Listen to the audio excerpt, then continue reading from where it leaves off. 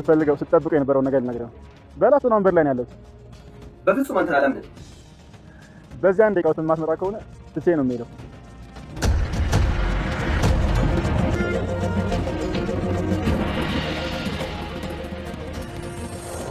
አይ ከልቤ ነው። ጥሩ ነገር ነው ያስተማርከኝ። አመሰግናለሁ። ብሌን ፍቅር ነገሮችን ላስተካክልና በጣም በቅርቡ አንቺም ከወላጅ እናትሽ ጋር ትገናኛለሽ።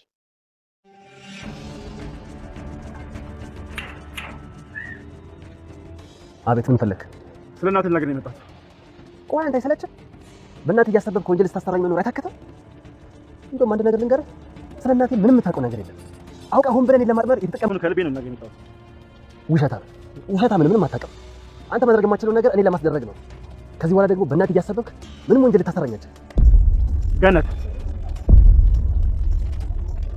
ምንድን ነው ያልከው?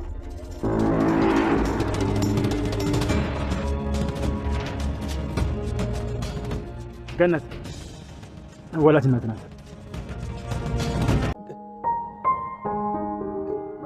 ገነት የብሌን እናት ወላጅ ናት? አዎ እናት ናት። አላምንህም፣ በፍጹም አላምንህም። አውቀህ ነዋ፣ እየቀለድክብኝ ነዋ። እኔን ወንጀል ለማሰራት ፈልገህ ነዋ። ካላመንክ ቤታችን ሂድ። እዛ የድሮ የእናት ፎቶ አለ። እሱን ስታይ ታምነኛለህ።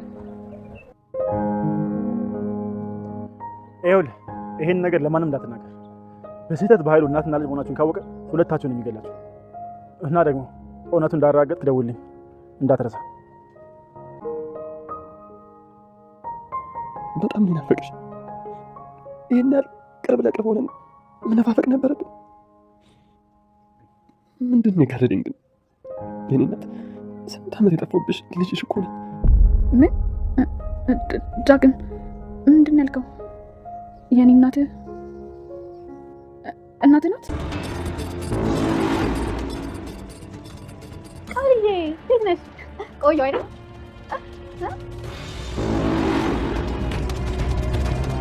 ቃል እጅግ በጣም ደነገጠች። የጎዳና አብሮ አደጓ ጓደኛዋ ወደ ቤት ተከሰተች። ለሰላም ያለውን ነገር በሙሉ ዘርግፋ ትናገራለች በማለት ቃል ደንግጣለች። በአንድ ፊት ደግሞ ደስ የሚለው ነገር ዳጊ ወይዘሮ ገነት እናቱ ወላጅ እናቱ እንደሆነች ሳሚ ነገረው። እጅግ በጣም የሚያስደስት ነገር ነው። የዛሬው አደራ ድራማ ክፍል 28 በእውነቱ እንደ ድራማ ሳይሆን እንደ እውነተኛ ታሪክ ዳጊ እናቱ ወይዘሮ ገነት መሆኗን ስላወቀ እጅግ በጣም በእውነቱ ደስ ብሎኛል። ሁሉም ደስ እንዳለው እርግጠኛ ነኝ። ሁሉም የአደራ ድራማ ተከታታይ ዳጊ እናቱን በማወቁ እጅግ ደስ እንደሚለው፣ ነገር ግን ዳጊ እናቱን አሁን ላይ እናቴ ብሎ በእውነት በግልጽ ልቡ እያወቀ ሄዶ እናቱ ላይ መጠምጠም፣ ነገር ግን አልቻለም። አንደኛ ወይዘሮ ገነት እስር ቤት ናቸው። ሁለተኛ ደግሞ ሳሚ ለማንም እንዳትናገር ማንም ሰው እንዳያውቅ፣ ካወቀ ግን እናትህንም አንተንም በኃይሉ ይገድላችኋል ስላለው ለትንሽ ጊዜ ዝም ማለት እንዳለበት ለብሌን ተናገረ። ዳጊ በአንድ ፊት ቢደሰትም እናቱ ገነት መሆኗን ሲያውቅ፣ ነገር ግን እናቱን ሄዶ አለማቀፉና ናፍቆቱን አለመወጣቱ ቢያሳስበውም፣ ነገር ግን ደግሞ እናቱን ከሚያጣት ዝም ማለት እንዳለበት በውስጡ ራሱን አማከረ። ለምኔንም ነገራት። ታስፈልጋታለህ እኮ በምትለው ሰዓት፣ ነገር ግን ለትንሽ ጊዜ ዝም ማለት አለብኝ፣ እናቴን ማጣት አልፈልግም። የኔ እንኳን ችግር የለውም፣ በኃይሉ በስልንችነቴ በህፃንነቴ ሰርቆ ስለወሰደኝ አሁን እኔ እናቴን ማግኘቴን እናትና ልጅ መሆናችንን ማወቅን ከሰማ ይገድለናል። የኔስ ችግር የለም፣ እናቴን ምንም እንድትሆን አልፈልግም በማለት ነገሮችን በትዕግስት እንደሚጠብቅ ዳጊ ለብሌን ነገራት። ወደ እስር ቤት ሄደው ቢጠይቃትም ነገር ግን እናቴ ብሎ ካፉ አንደበቱ አውጥቶ መናገር አልቻለም። እያያት ግን በደስታ ልቡ ተሞልቶ ነበር በሐሴት። ጤና ይስጥልኝ ውድና የተከበራችሁ በመላው ዓለም ሄዳችሁ ኢትዮጵያ ኤሌክትሮኒክስ እግዚአብሔር ይመስገን ደህና ነኝ። አደራ ድራማ ክፍል 28ን አብረን እናያለን። ሳሚ ወይዘሮ ሰላም በር ላይ ቆሙ። ዳግም እናቱን ለማግኘት በጣም ብዙ ጊዜ ደክሟል፣ ለፍቷል። አሁን ግን ይበቃል፣ እናቱ በሕይወት እንዳለችና ገነት እንደሆነች ማወቅ አለበት በማለት ቆርጦ ወደ ዳጊ ይደውላል። ዳጊም ይህ ነገር ሲነገረው በፍጹም ልታታልለኝ ነው፣ አንተ እኔን መጠቀሚያ ለማድረግ እናትህ እያልክ ልትቀልድብኝ እንደ ልማዴ ልትዋሽና ሰዎችን እንዲጎዳ ልታደርገኝ ነው አይደል? እናትህ እያልክ በእናቴ ልታታልለኝ በማለት ዳጊ አላመነም ነበር። ከዚህ በኋላ ወደዚህ ስልክ ተሳስተህ እንዳትደውልኝ ነበር ዳጊ። ይኸውልህ በሕይወት ዘመንህ ስትጠብቀው የኖርከውን ነገር አሁን ልነግርህ ነው። አሁን በር ላይ ነው ያለሁት የነበረ ሳሚ። ዳጊም በጭራሽ አንተን ለምን አልችልም፣ እንደ ጋ ውስጥ የማትመጣ ከሆነ ትቼ እሄዳለሁ ሲለው ዳጊ በመጠራጠር ወደ በር ይሄዳል። ሳሚም ብሌንን እያስታወሰ ብሌንዬ የኔ ፍቅር ነገሮችን ላስተካክልና ቀጣይ ደግሞ አንቺ ከወላጅ እናትሽ ጋር ትገናኛለሽ ነበር። ሳሚን በር በመክፈት ዳጊ ለሳሚ በር በመክፈት አቤት ምን ነበር? ምን ፈለግከው ነበር? ስለ እናትህ ልነግርህ ነው የመጣሁት ይላል ሳሚ። አንተ ቆይ አይሰለችም እንዴ? ማመን አልቻለም ነበር ዳጊ። እያሳበብክ ወንጀል ስታሰራኝ መኖር አይሰለችም እንዴ? ንገረህ አይደል ስለ እናቴ ምንም የምታውቀው ነገር የለም ይል ነበር ዳጊ። ከእኔ ለማድመጥ እየተጠቀምክብኝ ነው እንጂ ወይም ዳጊ እመነኝ፣ ስለ እናትህ በደንብ አውቃለሁ። ከልቤ ነው ልነግርህ የመጣሁ ይል ነበር። ዳጊም ውሸታም ነህ ሳሚ፣ አንተ ማድረግ የማትችለውን ነገር እኔን ለማስደረግ ነው የመጣሁ እንጂ በፍጹም ስለ እናትህ አታውቅም ማለቱን ይቀጥላል። ከዚህ በኋላ ደግሞ በእናትህ እያሰብክ ምንም ወንጀል ልታሰራኝ አትችልም በማለት ዳጊ ጥሎ ሊሄድ ሲል ገነት ይላል ሳሚ በማለት ሳሚ ወደኋላ ይመለሳል። ዳጊ ያልከው የነበረ ዳጊ ገነት ወላጅ እናትህ ናት በሚለው ሰዓት ዳጊ ደስታና ሐዘን ተፈራርቁበት ግራ ገብቶት ፊት ሁላ ከደስታ ብዛት ወይም ደግሞ ነገሮች ሁሉ ተምታቶበት አትቀልድብኝ፣ የብሌን እናት ለእኔ ወላጅ ናት በማለት ሳሚን የጠየቅ ነበር። ወይዘሮ ሰላምም ገበያ ሄደው ሲመጡ የቃል ጓደኛ የጎዳና አብሮ አደጓ ሄለን እቃውን አግዛቸው ወይዘሮ ሰላምን ወደ ቤት ትመጣለች። ቃልም እጅግ በጣም ትደነግጣለች። ከመቀመጫውም ትነሳለች። ከዚህ በፊት ከዚህ ቤት ውጪ ሰሚኛለች፣ ከዚህ ቤት ፈልግም የማይገባ ቃላት ተናግራ ተሰርባ ከዚህ ቤት እንድትወጪ ብላ ስታስወጣት የነበረውን እሱን ታስታውሳለች። እሷም ነው አይደለ ላክን የሚመጣው ግድሽ ልዘረዝርልሽ ነው በማለት ነበረ ጓደኛዋ ከዛ ቤት የወጣችው። ያን ነገር አስታውሳ ልትነግረኝ መጣች በማለት እጅግ በጣም ትረበሻለች። እዚህ ደግሞ እዚህ ምን አባቷ ልትሰራ መጣች እያለች ብቻዋን ታወራ ነበር። ቃል ሌላንም ቃልዬ እንዴት ነሽ? እናትሽ እኮ መንገድ ላይ ዕቃ ተሸክማ አግኝቻት አግዣት ነው የመጣሁት ትል ነበረ። ቃልም ፈገግ ብላ የእኔ ጓደኛ አንቺ እኮ መልካም አሳቢ ነሽ በማለት ፈገግ ትል ነበር። ወይዘሮ ሰላምም የሚበላ ነገር ላምጣልሽ ልጄ ቁጭ በይ ይላሉ። አይሆንም በጭራሽ ለምን ይሉ ነበር ወይዘሮ ሰላም። ማለቴ ሄሉ ትቸኩላለች ብዬ ነው ትል ነበረ ቃል።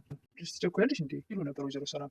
አለማዘሯን ያልቸኩልም የጃሌ ብለሽ ነው ልት ወደ ሶፋው ቁጭ ትላለች። አለም ሄሎዬ እንደውም አሪፍ ጊዜ መጣሽ፣ የሆነ ቦታ ሊሄድ ነበርና ብቻዬን ከሚሄድ ብሮ ነበር አብረን እንሄዳለን ሂዱ እንጂ እንደዚህ አድክሚያትማ በባዶ አትሄድም ይላሉ ወይዘሮ ሰላም። ይህ ችግር የለውም የአንቺን ፈንታኔ ውጭ ጋብዛታለሁ ትል ነበረ ቃል። አልፈልግም እባክሽ ማዘሯችን ናፍቀኝ እዚሁ ነው መብላት የምፈልገው ትል ነበረ ሄለን። የበላሁት ምግብ ካፌ ላይ እስካሁን አልጠፋም ትል ነበረ ሄለን። ማሚ የምትሰራው መስሎች ነው እንዴ? እሷ እኮ ምግብ ላይ እስከዚህ ምናት። ለምንድን ነው ከማዘሯ ጋር እንዳወራ የማትፈልጊው? የአንቺና የብሌን ሚስጥር እንዳላወራ ከሆነ አላወራም። እንዴት ነው እንዴት ነግሪኝ አልፈለገችው ትል ነበር ወይዘሮ ሰላም። አይኗ ፍጥጥ ፍጥጥ ትል ነበር ቃል።